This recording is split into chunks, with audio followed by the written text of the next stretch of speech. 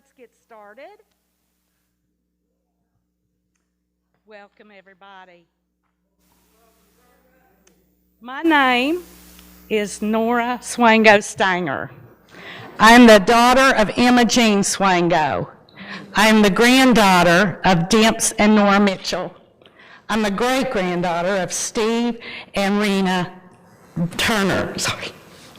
I am the sister of Ruth, Mike, Amy, Linda, Gary, Ella, and Terry. I am the wife of one husband and the mother of two daughters, the aunt of 17, the great aunt of 34, and the great aunt of 1. People here know my family from 100 years ago. I am from carrying water from the well and filling up the coal and wood boxes before bed. I am from hunting wildflowers like Jack in the pulpit, the trilliums, and the ginseng. I am from climbing sandstone boulders and swinging from grapevines. I'm from Gum Stump, Aaron's Creek, White Holler, Coalbank Road, from Waterloo, Arabia, Aid, Getaway, Greasy Ridge, and Dog Fork. I'm from listening to whippoorwills on hot summer nights and Bob White's car in the morning. I'm from working in burley tobacco and cleaning off abandoned cemeteries for Decoration Day. I'm from shopping at Man's Market and playing in the courthouse lawn. I'm from high school bands marching in the Christmas and Memorial Day parades. I'm from County Fair 4-H competitions and eating soup beans at Pioneer Days in Proctorville. I'm from riding Greyhound buses to parts unknown and returning in cars bought with my own money. I'm from risking to move away and longing to come home. I'm from birth at General Hospital to lay out at Phillips Funeral Home and rest at Bradshaw Cemetery. No matter where I am and where I end up laying my head, I am from Lawrence County. Today, we have brought a group of 15 students from Sinclair Community College to Lawrence County. This is a historical tour that you'll hear more about a little bit later, but it's a dream. I don't know if it's because once you leave home, you finally recognize what you had and you long for it. But what I want to say to you is don't take it for granted. We have history here that most of us don't know, and we have not valued it. And because we haven't valued it, the outside world has not valued it. It's time. It's time for this place to show who it really is.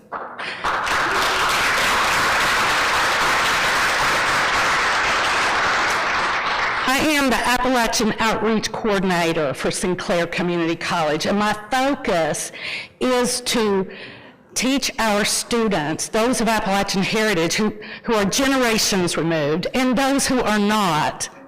My goal is to teach them the richness and the beauty of who we are, so that they won't believe the stereotypes, but they'll stop and look and learn and listen, and they will become better people as well. So tonight, could I have all my students raise their hands so y'all know who we are? And we have students here from Egypt, Pakistan, Congo, Kenya, Peru. Did I leave anybody out? Okay. And then we got all the rest of us too.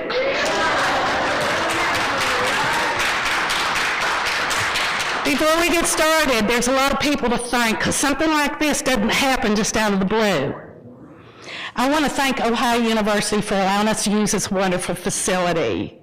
And to be honest with you, when they told me we could use this, I'm ashamed to say, scared it would just be my students and me. Look what y'all done! Thank you. Thank you for being here. I want to thank the IT people because I have absolutely no ability in technology. I want to thank the Ohio Arts Council for sponsoring Omopé Carter-Daboiku. I messed it up again. Thank you. And Dr. David Lucas of David Lucas Communications, who's going to be sharing a presentation with us as well. I really need to thank Sinclair Community College because they invested a lot of money in allowing us to come here and stay at the Marriott. Ooh. Where are they located? Where is Sinclair? It's in Dayton. I'm so sorry. Sinclair Community College is in Dayton. Yeah. And our Office of Diversity sponsored us greatly. But also, I have to say thank you to Dr. Matt Massey, who is a Director of Student Engagement, sitting over there.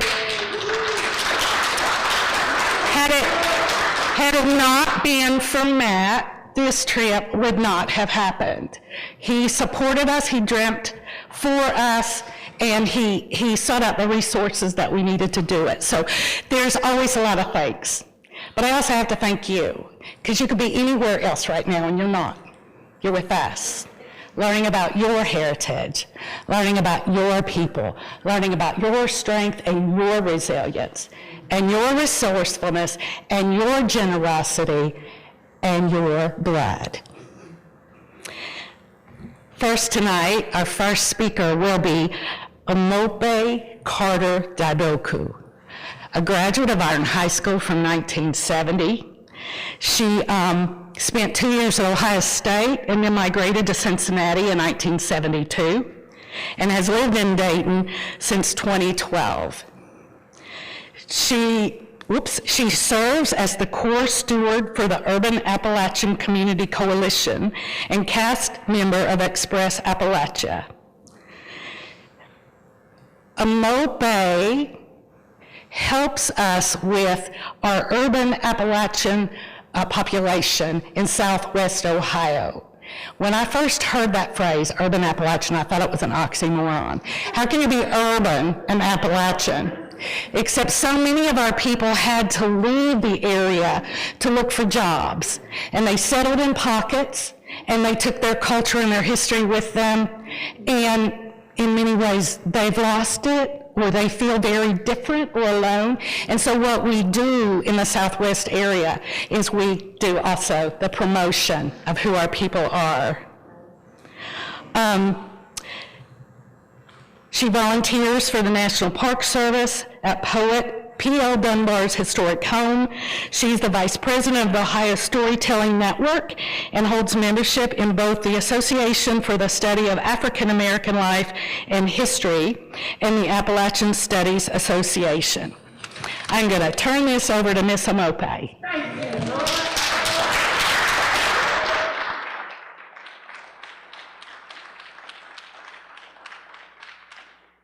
I saw Nora stand behind here, so I expect y'all could see me too.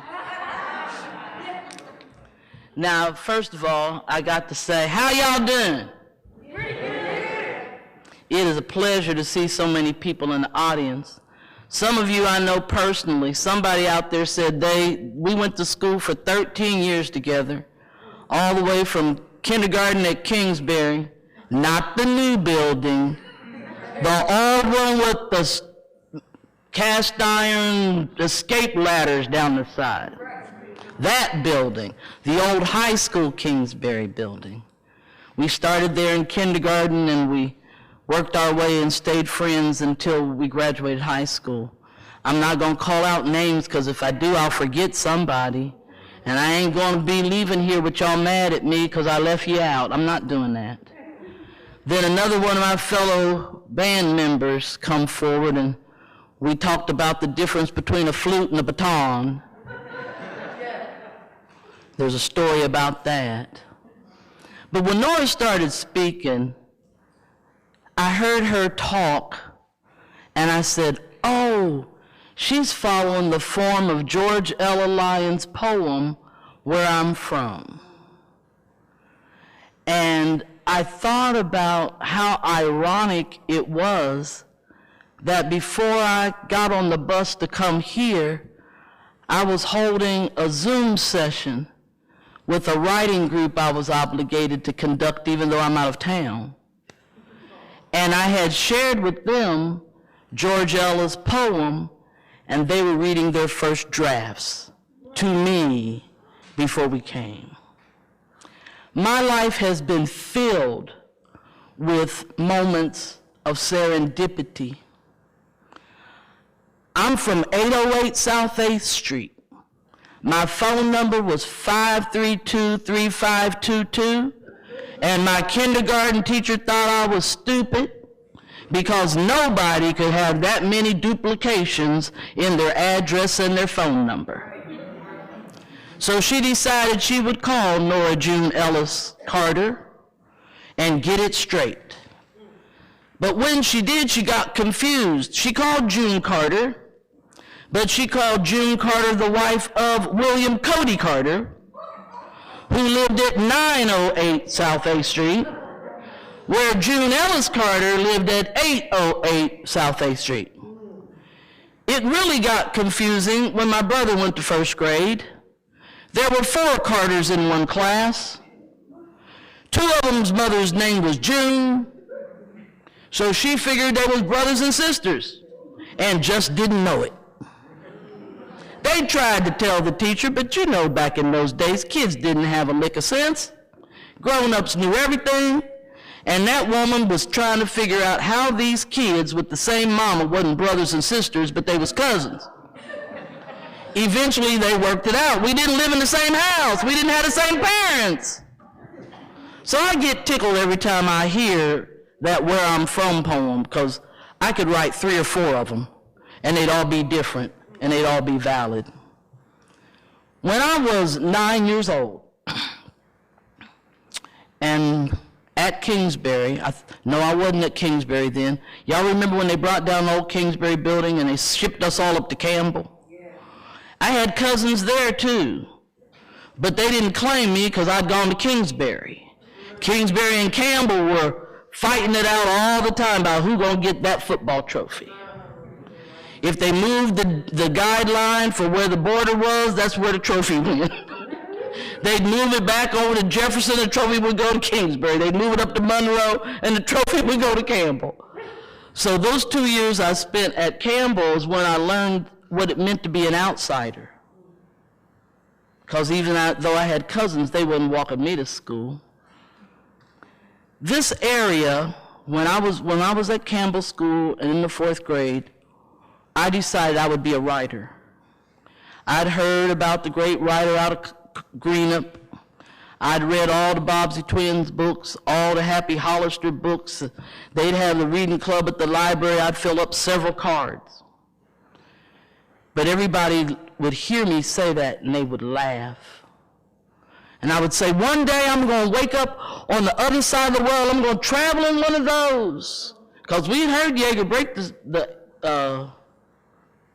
sound barrier.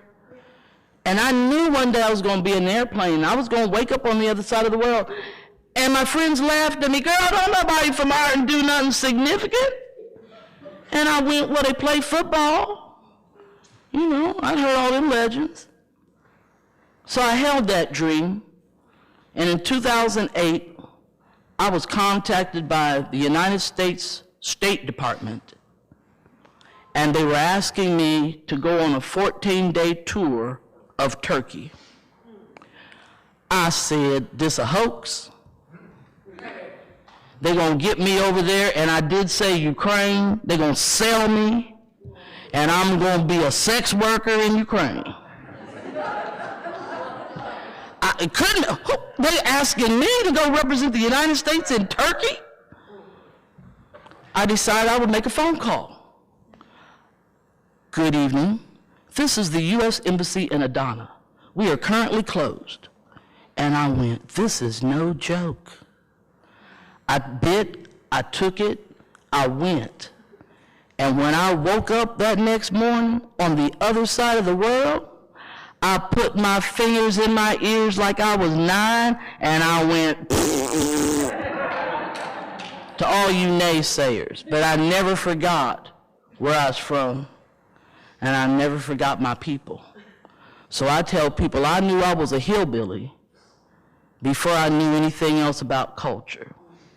So all them things that Nora said are true about me too, except we ain't got the same parents. We same size, but well, same height. But we ain't got the same parents. So, make a longer story shorter, what you're about to see is a homage to my dad. I am the daughter of Reverend Douglas Clayton Carter, the daughter of Nora June Ellis Carter, and I could recite some more of my lineage, but that's not what y'all come here for. But in my family, in the Ellis clan, we can recite 9 generations of known ancestors, which busts up that thing about black folk don't know where they come from. I come from Arlington. I don't come from Ironton, Ohio. I come from Arlington, Ohio. And I speak mountain dialect, and I'm proud of it. So this little video you're going to see was produced at Shepherd, West Virginia, where I had my first reading as an author. I saw the workshop advertised on the Association for African American Life and History website. I called and said I want to enroll. They said, ma'am, the course is closed. Well, you know, I was raised to believe in signs and portents and the power of prayer. And I said, Lord, you know this for me. Give somebody else a better opportunity and make a space. You don't pray for disasters. You pray for opportunity for yourself and for others. So I packed like I was going. Name it and claim it's what my mama said. I packed everything I would need. I had a book I borrowed from a friend. I went down to West Virginia, went to a family reunion in Appomattox, Virginia, where my daddy's people from. On the way down there, they called me and said, you're in the workshop. And I said, no, I'm packed and ready. So instead of coming back to Ohio, we stopped in Shepherdstown. I got out the car on the first day, and I smelled something familiar, but I couldn't figure out what it was. And I kept looking, and I said, it's not that goldenrod, and it's not that monarch butterfly weed. And suddenly I realized what was on the tree was pawpaws. My grandpa, Ellis, had a pawpaw tree in his backyard. And because I was raised to believe in signs and portents, that meant that he was there. And I was in the right place at the right time to get the right training to be able to tell some of the story of where I'm from. So if you'll put that History Keeper video on. And I knew that one day that this would become an important place.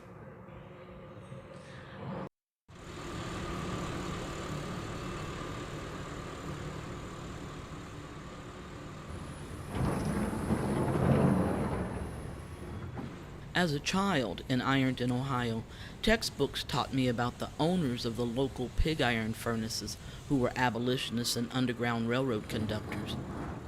There were numerous communities of free African Americans in southern Ohio, but their role in helping escape slaves was not taught or praised. Those were the people I came from. Without an Underground Railroad story, where did I fit in this history of my country? I grew up attending Basket Day Homecoming up Macedonia Hill at the Mother Church, founded by the famous 37, freedmen from the Twyman Plantation in Madison County, Virginia. These same people created the Providence Anti-Slavery League, which became the oldest association of Black Baptist churches west of the Appalachian Mountains. My father, the Reverend Dr. D.C. Carter, spent 43 years pastoring one of Macedonia's daughters, the First Baptist Church of Burlington, and served in the senior leadership of the association, learning the histories of all the member churches. Since my people came out of Appomattox, Virginia, I assumed my family had stories about escaping, but neither my father nor his father could tell me so. Being a colored hillbilly in the 50s was particularly hard, especially since slavery seemed to be the only history accorded to African Americans. I started digging, and I found the answer. I am a child of iron. My father's great-grandfather, Hiram Carter, was a blacksmith and made wagon wheels in Buckingham County, Virginia. Perhaps his value as a blacksmith meant he chose to stay south. His grandsons Willie and Jimmy were recruited by the C&O Railroad for their ironworking skills. They helped build the roundhouse in Russell, Kentucky. Perhaps it was my grandfather Willie's fate to remain in southern Ohio, so his son and my father Douglas could be the keeper of the legacy of the 37, restore the cemetery that holds their bones, and be the touchstone for the county's African American history. Perhaps the small county hamlets called Black Fork, Aid, Getaway, and Bidwell were clues. The current congregants of Providence's rural Black Baptist churches say their ancestors hid and transported freedom seekers. So while my family may have no Underground Railroad story, we do have an Overland Railroad story. And we're history keepers. That's where I fit. I hold and honor my father's legacy, the right and the responsibility to know and tell my people's story on the landscape of northern Appalachia.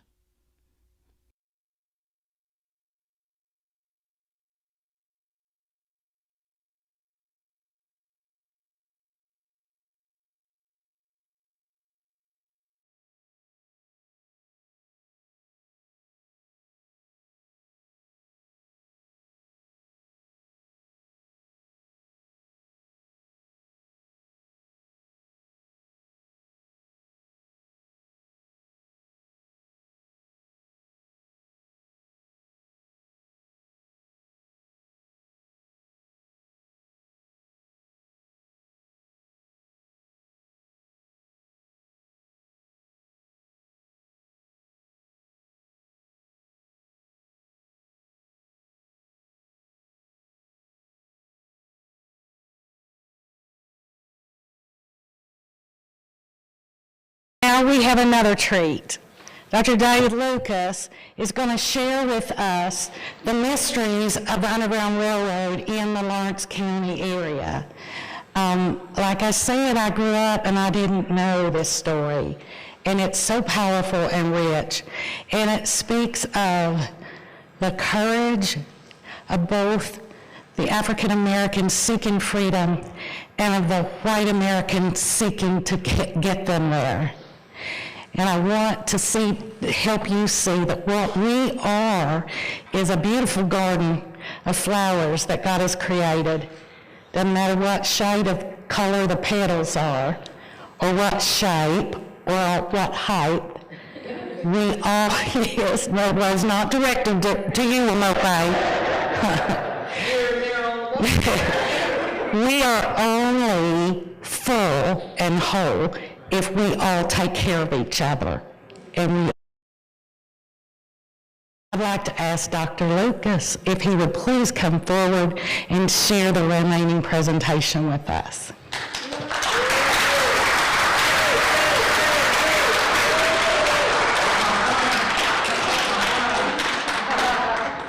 Thank you so very much, and what a wonderful moment this is for me, and how honored I am not only to be here, but to be asked to speak and to share with you some of the moments that I've enjoyed in Lawrence County, Ohio. Now, this is a monumental task, because over the years that I've done this research, it has stretched from Cincinnati all the way up to Marietta.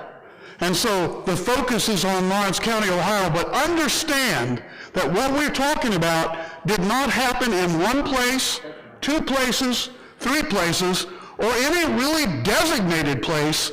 It was a network, a connection before smartphones, before email, before computers. This is an amazing story that you should embrace and be glad that a lot of it happened right here. Now, Elijah came to Lawrence County, Ohio in 1851. He was a hulk of a man. He had escaped the institution of slavery and had walked all the way to Kentucky. After him, and he swam the Ohio River. And at that time, it was not the same as you see today. There was no Corps of Engineers, no dams or locks. It was a wide, thick, murky river. Ohio River means beautiful river, so named by the Sawanase, you know them as the Shawnee. He swam that river and got to the other side and ended up in Ironton, Ohio. Immediately, some of those wonderful folk who created that whole network of the Society of Freedom in Ironton, Ohio, met with him, and he cried and said, "Thank you, God, I am free, free at last, free at last." And the woman and the man who met him, whose names are now lost to history, said to him, "No, you still got to go north." He said, "But Ohio is supposed to be free. This territory is supposed to be free." "They still come across the river," the man said, "with their dogs hunting you." And he began to weep and sob and said, "My journey be not over, but I be journeying on." This is a story that makes me weep. I will not apologize for that. Because what we have seen happen here brings about great courage and strength from many people, but a grief and a sadness that vexes me beyond compare. So I would have you share with me just this mystery of Lawrence County, Ohio, and the history here that is amazing. And you'll see why in a moment. Now, talking about technology, Nora says she knows nothing about it. I've got a little something here that's supposed to change that. We hope it works. I'm supposed to turn it on. I have no clue where to turn it on. This often happens. Oh, by the way, I can't say Dayton like she does. I'm sorry. I was not born here in Lawrence County, but this is my home. But I can't say Dayton like she does.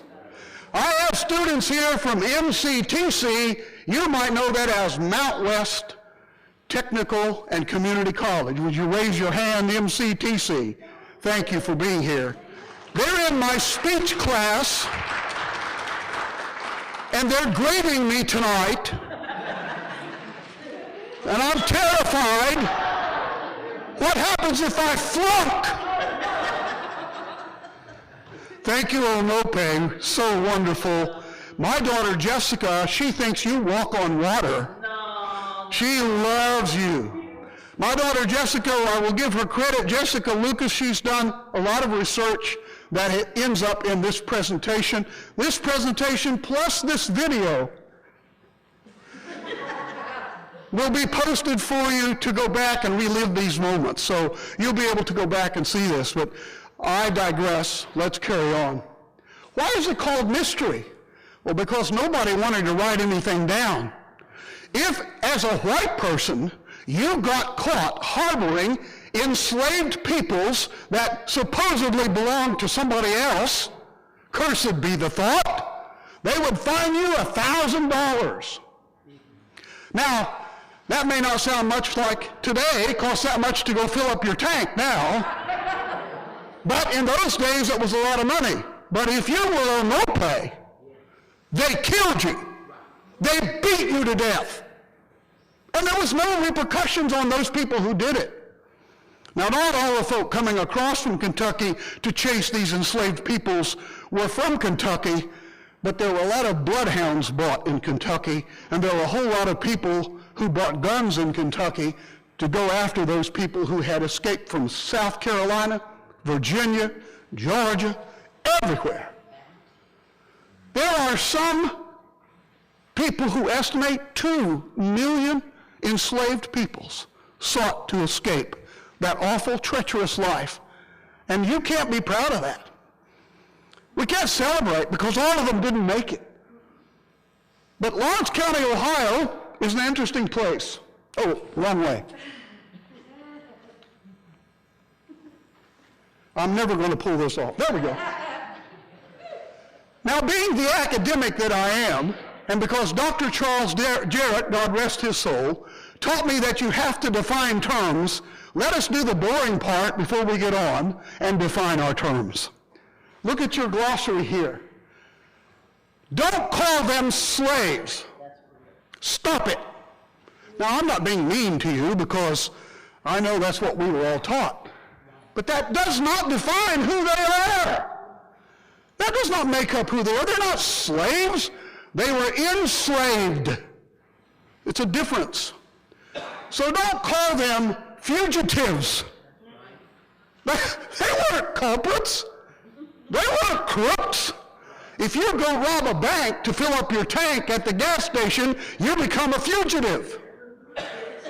But if you try to escape being beaten week after week, starved to death, live in a doghouse or worse, you are not a criminal. You are a freedom seeker. So terms are important, and as they say, details do matter. Now, I've heard people say, well, it doesn't matter. Come on, Dave, it's no big deal. It is a big deal. The more I've thought about this and studied about this, the more I know it is. Now, let's look at UGRR. That's the Underground Railroad.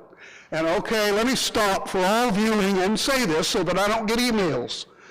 We know it wasn't all underground. Give us a break. We know it wasn't always or really a railroad. But at that time, the whole concept of a railroad was catching on. Railroads were being built everywhere, and so they used that beautiful symbolism of the railroad and the rail line, and this line to there, and this line to that, and station master, and conductor. It became a way to talk in a clandestine, symbolic way. It's a mystery because nobody tried to write this down. You write something down, put it in your pocket, somebody catches you, you could be a dead person. That's exactly right. Abolitionists were people who did not believe in this institution and they wanted to abolish it. There were a lot of white people who didn't believe this ought to be happening, and a lot of them were here, and I'll explain that in a minute. It shows up everywhere. Conductor, operator, stations, lines, trains, all symbolic terms. Enslaved people, that's the term you want to use. And manumission, that is the release. Now listen to this. Of enslaved people at the time when slavery was institutionalized. It was legal. You can't defend that. Stop trying to defend it. Don't say times were different. It has never been right. It has never been lawful for you to own another human being. Never. And so what they did was they said, well, if you're going to let these people go free, if you're going to do what's right, you've got to buy them a piece of land somewhere and make sure they can make a living, because we certainly don't want them to be a burden on the state. I won't go on because I get angry. I'm getting pretty good at that. This is something you can do. This research method was designed for you. Now, there are a lot of people who will claim this is not a research method at all and has no merit. That's okay, let them talk, because what I'm about to show you is a result of folknography. I've had people say, you ought to call it a different name because folknography sounds so, hokey, folkish. This is when you talk to people and get their narrative, their story, and you find out truths that you would have never found in the halls of Sinclair. no problem with Sinclair, no problem with MCTC, but all the answers are not in the halls. The answers are out there. So how are you going to find out what happened out there? Talk to the people like Omopé and many more who can tell you about their grandfather, grandmother, papa, what they did, how they lived, and what happened in their lives. So it relies heavily on investigative techniques. It's qualitative, which means we don't count heads. You know, I didn't stop tonight and count all of you here. Somebody else will do that into quantitative research. I'm qualitative. I see all kinds of folk here tonight from different backgrounds, and I wish I had time to talk to all of you. We get your attitudes, your perspectives, and your interpretations.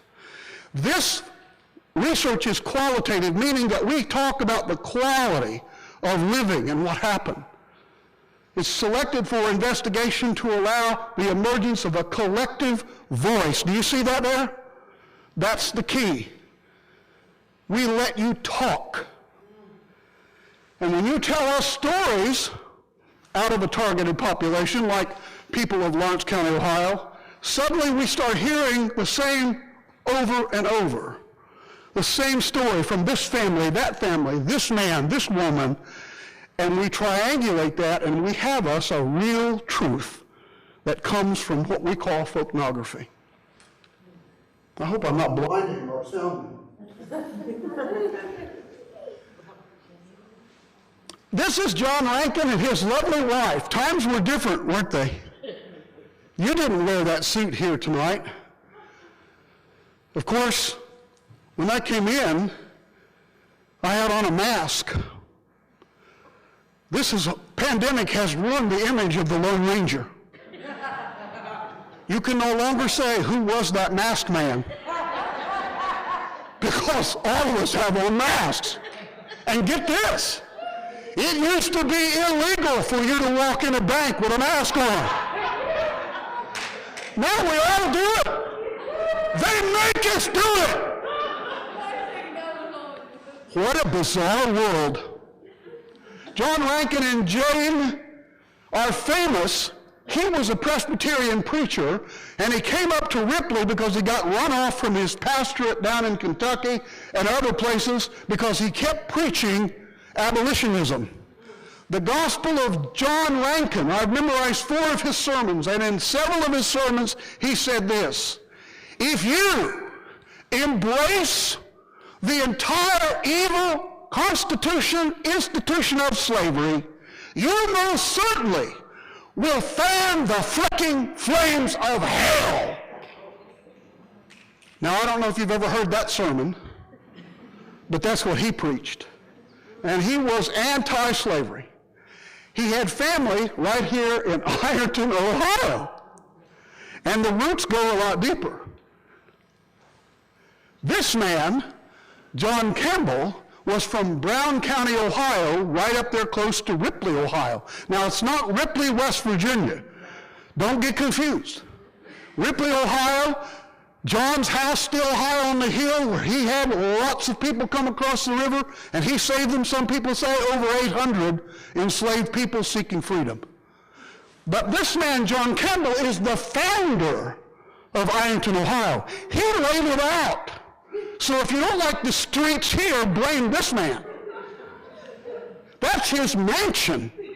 And he had a barn behind it that was specially built to house people running away from this evil of slavery.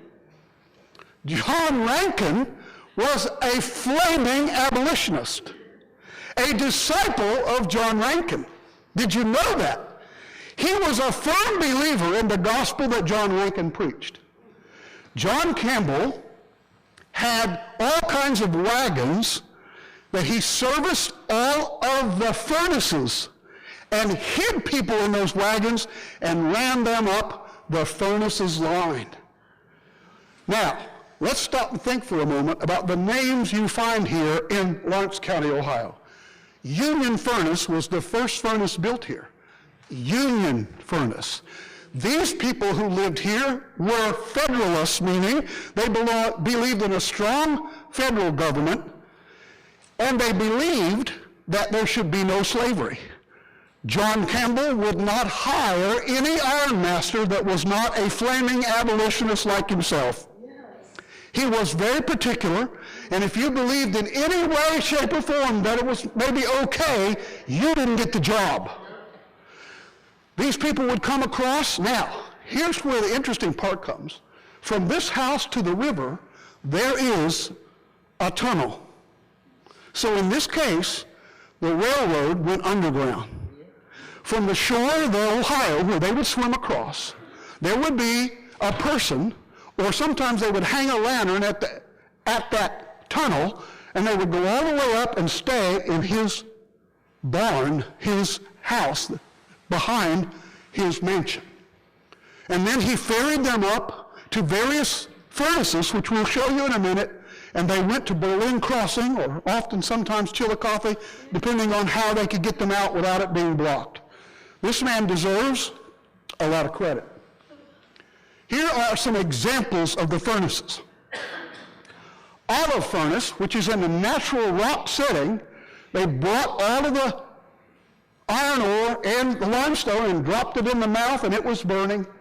All of these furnaces had little communities. They had a church, they had a well for water, they had a grocery store, and they had a conductor, and they had an ironmaster who believed in abolitionism, and these became, of all places, the safe houses for these folk to make their journey.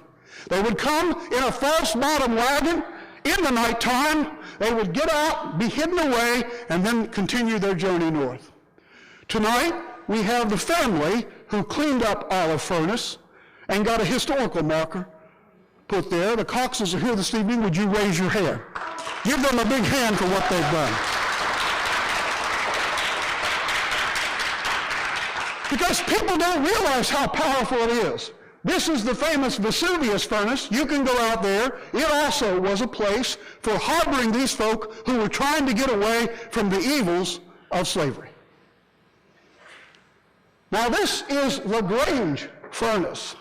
And I'm going to take just a moment and just give you a little,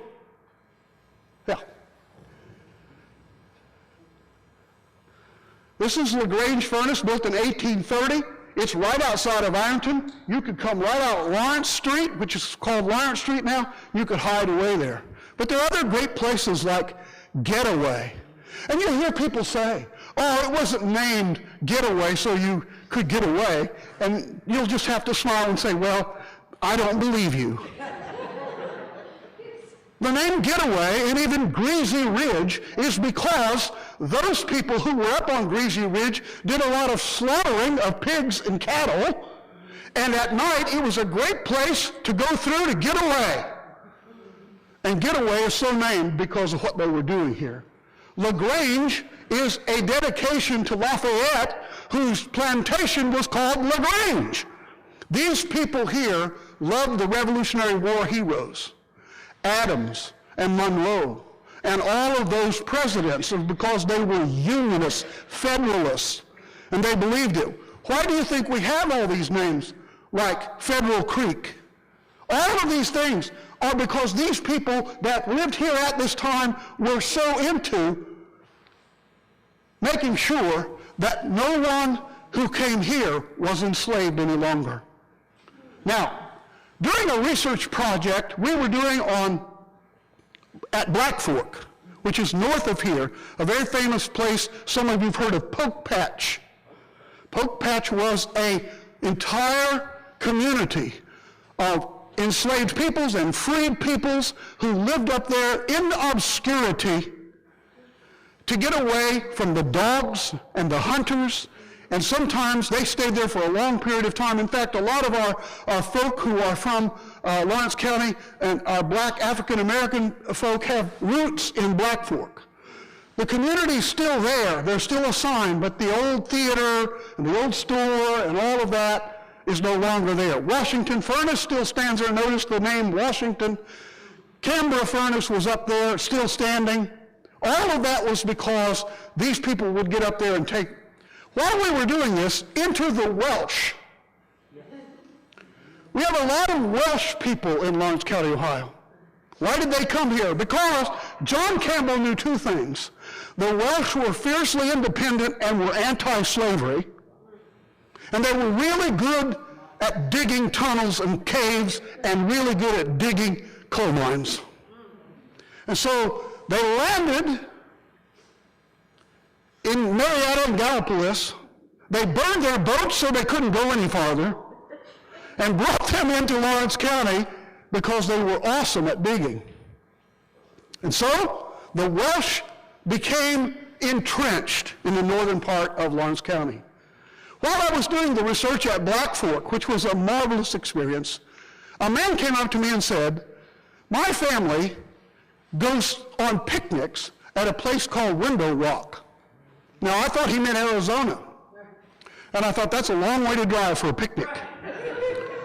He said, Window Rock is a place where escaping enslaved people, freedom seekers, carved out a window in a cave so they could look down the creek and the valley for the Kentucky headhunters and the dogs. And they would escape out the side, over the hill, and head on out ahead of the dogs. I said, you went picnicking there? Yes. And I smiled and said, can you take me there? Yes, he said, if you promise you don't tell anybody about it.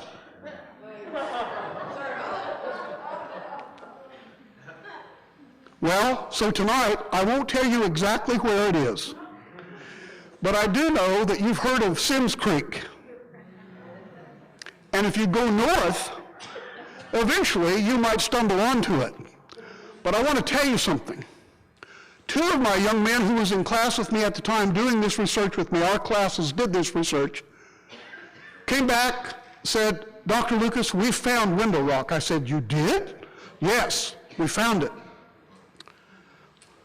I said, well, let's go. So we went back with cameras, and we went up the holler all the way, and they stopped, and after miles of walking said, what do you think? I said, what do I think of what? That's how well this blended in to the rock precipice across the valley. I didn't see it till we got up closer. Look there. That's hand carved. You can still see the chisel marks, probably from a furnace close by. Cambria is not too far, and the Washington furnace not too far. And this used to have a face all the way across it. It's fallen down now, laying in the debris here. But this would be the face here, if you could see it. And you can go out this ledge and go right up over the hill and be gone in 60 seconds. Here it is again. There's the window. This is the ledge that went all the way across the wall. You couldn't see this. You'd look, even the dogs couldn't sniff this out because they came in from the backside, not up the way up the valley. They could watch out this window. There's a smoke stain from the smoke that used to go out the window. That's why it's carved in a peak there, so the smoke could escape when they cooked meals. Is that not amazing? That's folknography at work because nobody knew about this. Nobody knew about it. There's the window again, a little close up, and you can see here where that ledge ran right about to there. It all fell down here except for this portion, and they would go out the side and up over the hill and gone. Is that not cool? That's in Lawrence County. That's right here in the edge of Lawrence County. Arizona has a Window Rock, so does Lawrence County, and ours helped people escape the clutches of slavery.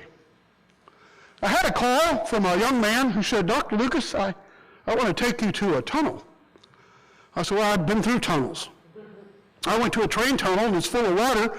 We put a bass boat in it, put a generator on it, and we put lights in it, and we videotaped the whole thing. And nobody thought to say to me, Dr. Lucas, if that goes over, everybody's electrocuted and you drown. That was later. I shouldn't say this, but none of us had on life jackets. No rubber boots. They wouldn't have done you any good anyway. It was 8 foot of water, but the ties are still there and so on. Well, this young man said, I've seen your stuff, your work. I want to show you one of the tunnels that was part of the Underground Railroad. I said, oh, okay. So we went on an adventure, and we found this tunnel. Now, There's a tunnel right beside it that's on the maps. Built in the 1950s, I think, concrete, great big old tunnel. This little tunnel, I'll show you in a few minutes the dimensions of it, because we did that, is the Underground Railroad tunnel. Look at that. Oh, same effect, same impact I had. Whoa! I was stunned. Stunned. There are 4 of these in Ironton. There are 4. We found 2. We're still searching for number 3 and number 4. But these brick, they were all made by the Welsh and Welsh families because they loved making things out of clay. And it's arched to stay forever. Now about 87 feet back there, it's collapsed in one place because later they ran great big heavy machines over this. So it collapsed it. Probably the water over the hundreds of years, and the one that's over at the Campbell house is also collapsed. So you couldn't safely take all of you through there, but I'm taking you there now so you know it's there, and you can say, I've seen this with my own eyes. That's Dr. Lucas walking back through there. Notice I have on my mud boots. I kind of knew what was coming. At the time this was built, it would have been at the level of the Ohio River. You would have done a canoe or crossed on a log. There would have been a lantern hanging on there. The lantern hook is still there. Yeah. And you would have gone up this tunnel and gone to a livery station. Now this tunnel came out at where the old bowling alley used to sit. Yeah, you've heard that story, Omopé, haven't you? This tunnel runs straight up to the bowling alley, which at that time, way back in the day, was an old livery. You got up through the old barn livery, crawled in one of those false bottom wagons of John Campbell and headed north. So it was not one route or 2 routes or 3 routes. It was any way you could get there. Some of you are afraid to go to the bathroom at night without a light. These people walked from Virginia, not knowing what they were doing, following the Big Dipper, looking for the North Star, and on cloudy nights they were on their own. They traveled at night and slept at day. They are champions. They are the heroes. Yes, I appreciate John Campbell. I so much appreciate John Rankin and his preaching. But the real heroes here are the people who said, I can't take this anymore. I want to be free. And they picked up one night and took off. They knew the dangers. If caught, they were at least going to be beaten, maybe killed. But they went anyway. Women clutching their own babies. Men bringing their families. Some young men all alone, saying, I can't live like this anymore. And the clutches of death are not going to keep me here. At least I'm going to die free. You have to give them credit. Tunnel now is 5 feet high, probably 6 feet at the time it was dug. 87 feet all the way back to the collapse. 3 layers of thick brick to keep it up. They really did things. You know, those Welsh, they knew what they were doing. And that's exactly the way it was done. A 70-degree curve. Isn't that beautiful? 42 inches wide. And there are 4 of them here. 2 of them we have discovered. Now, here's a picture, and I'm going to show you something amazing, because I just love this. Sorry, wait. Let me just enjoy this moment. These are the tunnels in Lawrence County, and of course, that go north. The hanging wrapped iron region had some of the finest iron in all the world. Stoves, cooking gear, everything was made out of iron. Iron nails, iron shoes, everything. Shoes for horses, come on. But, I don't know if you knew this, but watch this.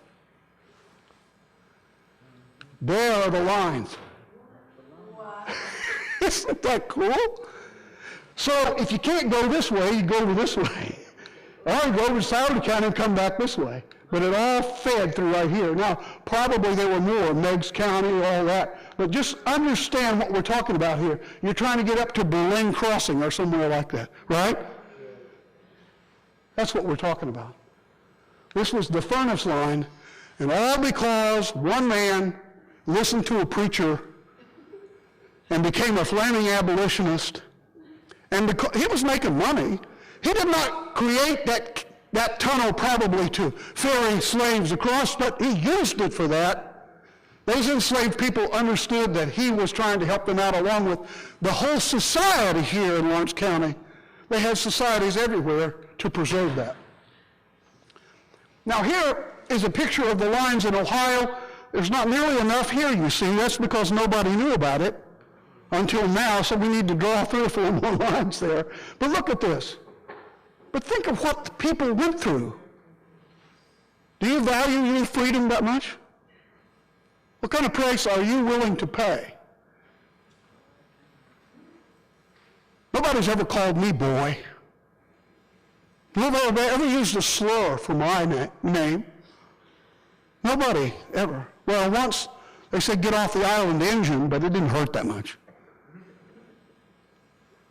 But these folk, pushing to go north, to get away from the dogs, and I don't mean the 4-legged kind. Here they are.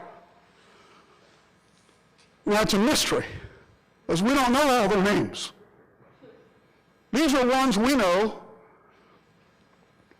that are black families and black people who did awesome things. The Coker family, heavily involved in ferrying people through. They stayed here in Lawrence County and ferried people north. They took a gamble. They believed in what they were doing. The Stewart family, all of them active in the Underground Railroad. Gabriel Johnson, one of the finest men a person could ever meet.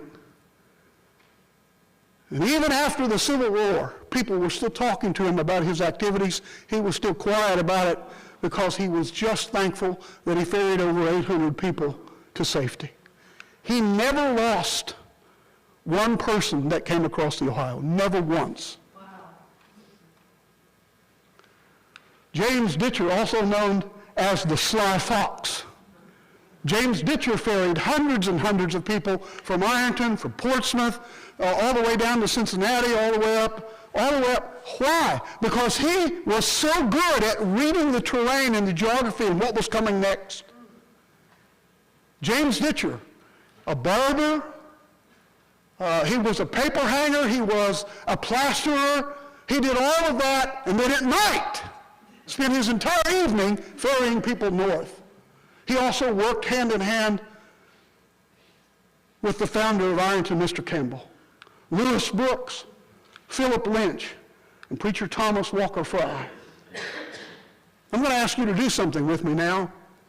We always talk about John Rankin, and I'm proud that he and Jane were so active in Ripley. I am. He died right here in a house I'll show you in a minute, right in Lawrence County. I'm proud of John Campbell, hard, old, stubborn Presbyterian who wanted everybody to be free. But these are the heroes. And so for a moment tonight, I just want you to repeat their name with me. That's all I want you to do. We don't know all their stories, do we? We don't know the whole thing. We don't know how tall they were. We have only 1 or 2 pictures. But we got to remember them, don't you agree? Yes. So say Coker family. Coker family. Say Stewart family. Stewart family. Say Gabriel Johnson. Gabriel Johnson. Say James Ditcher. James Ditcher. That old Sly Fox. Lewis Brooks.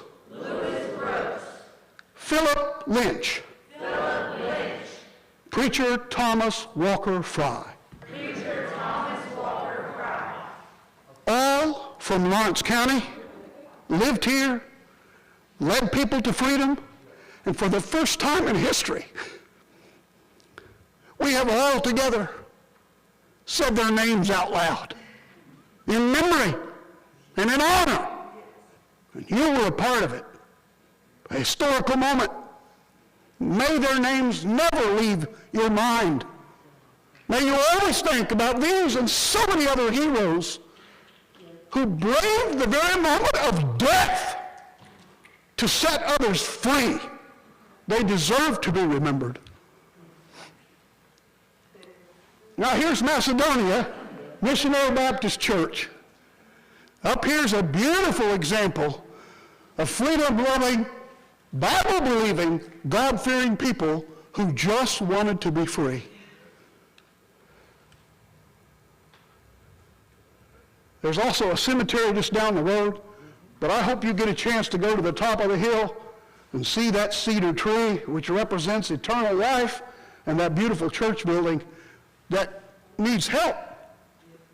Any of you tonight could write a check to help them preserve this, or go see some big shot that's got a lot of money and say, I know where you can lay out a good donation. That's what you can do to get involved. Here's the Union Missionary Baptist Church in Black Fork, Ohio. Now, why is it called Black Fork? Not because black people went there. Stop it. It was because the Shawnee went there and they saw this creek that had black pebbles in it, and they called it Black Fork. It was a coincidence, I suppose, that God designated that place for all the black people together. Maybe the Shawnee knew more than we knew.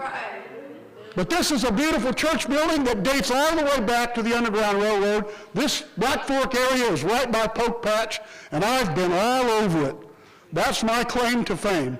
I might not have been born in a barn here in Lawrence County, but by Jove, I've been through this entire place looking for things just like this. Now here, as promised, is Colonel George Gray's house, and John Rankin died, and they put his body right there. And thousands of people filed by and looked in. How gory is that? But they remembered him, and they were thankful for him, and this man preached the gospel of setting people free. Not only being Christians, but to be set free from the tyranny of slavery. That's right here. That's the museum, right here in Arlington. You can go down and you can stand in that, even if they don't have it unlocked for you, you can stand right in that window and think this is a place of history. Notice the architecture here is beautiful. Colonel Gray, there's a lot of beautiful architecture in Arlington that people come from everywhere to look at, but it's just really a beautiful place, and give a lot of kudos for those folks. Now, if you want to get involved, if there's something you want to do, you're a young person, you contact Jessica Lucas right there. You contact her and you say, look, I'm excited. I want to do something. Don't go out here tonight like an old revival and say, I've been changed, I've been redeemed, then walk down the bar and get drunk. Don't be like that. Be different. Let this moment change you. Let this knowledge change you, because the word illumination is the word we want tonight for learning. Let this illuminate your mind to say, I'm going to be a different person. I'm going to make things happen. I'm going to make things change. Now, you'll be able to get to this bibliography. This is all the stuff that we went through to do this tonight. But you see, it's really cool to do this kind of work. And I'll have this posted for you so you'll be able to watch it. And I want to thank you so much. Thank you very, very much. I appreciate you.